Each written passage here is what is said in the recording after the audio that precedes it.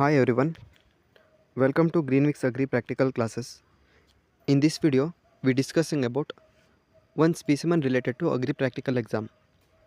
ಇವತ್ತಿನ ವಿಡಿಯೋದಲ್ಲಿ ಒಂದು ಸ್ಪೆಸಿಮನನ್ನು ಡಿಸ್ಕಸ್ ಮಾಡ್ತಾ ಹೋಗೋಣ. ಅದಕ್ಕಿಂತ ಮೊದಲನೇದಾಗಿ ಪ್ರತಿದಿನ ಗ್ರೀನ್ವಿಕ್ಸ್ ಅಕಾಡೆಮಿಯಿಂದ ಪ್ರತಿದಿನ ರಾತ್ರಿ 8 ಗಂಟೆಗೆ ಫ್ರೀಯಾಗಿ ಮಾಕ್ ಟೆಸ್ಟನ್ನು ಕಂಡಕ್ಟ್ ಮಾಡ್ತಾ ಇದ್ದಾರೆ. ಎಲ್ಲಿ ಅಂತ ಅಂದರೆ ಟೆಲಿಗ್ರಾಮಲ್ಲಿ. ಎಲ್ಲರೂ ಜಾಯ್ನ್ ಆಗಿರಿ. ಲಿಂಕನ್ನು ಡಿಸ್ಕ್ರಿಪ್ಷನಲ್ಲಿ ಮತ್ತು ಕಾಮೆಂಟಲ್ಲಿ ಕೊಟ್ಟಿರ್ತೀವಿ. ಎಲ್ಲರೂ ಜಾಯ್ನ್ ಆಗಿ, ಅದು ಫ್ರೀ ಆಗಿರುತ್ತೆ.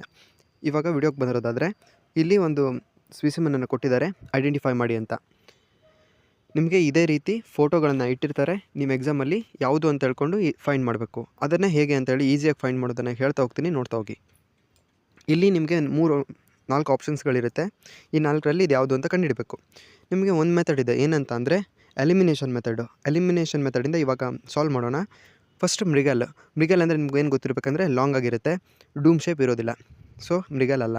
ಆಮೇಲೆ ನೆಕ್ಸ್ಟು ಓಯಿಸ್ಟರ್ ಅಂತೂ ಈ ರೀತಿ ಇರೋದೇ ಇಲ್ಲ, ಅದು ಫಿಂಗರ್ ಲೈಕ್ ಸ್ಟ್ರಕ್ಚರ್ ಇರುತ್ತೆ, ಸೊ ಓಯಿಸ್ಟರ್ ಕೂಡ ಅಲ್ಲ. ನೆಕ್ಸ್ಟು ಕಾಟ್ಲಾ ಮತ್ತು ರೋಹು ಇದೆ.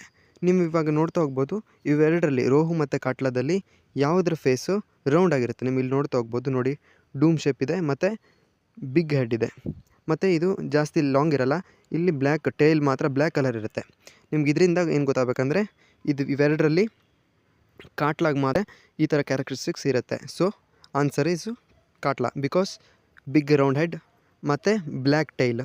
ಮತ್ತು ಇನ್ನೊಂದು ಏನಂತ ಅಂದರೆ ಜಾಸ್ತಿ ಉದ್ದ ಇರೋದಿಲ್ಲ, ಅದರ ತಲೆ ಭಾಗದಲ್ಲಿ ಕರ್ವಿ ಶೇಪ್ ಇರುತ್ತೆ. ನೀವು ಇಲ್ಲಿ ನೋಡ್ತಾ ಹೋಗ್ಬೋದು. ಸೊ ನಿಮಗೆ ಇದು ಈಸಿಯಾಗಿ ಕಾಟ್ಲಾ ಅಂತ ಗೊತ್ತಾಗುತ್ತೆ. ಇದು ರೋಹುನು ಅಲ್ಲ.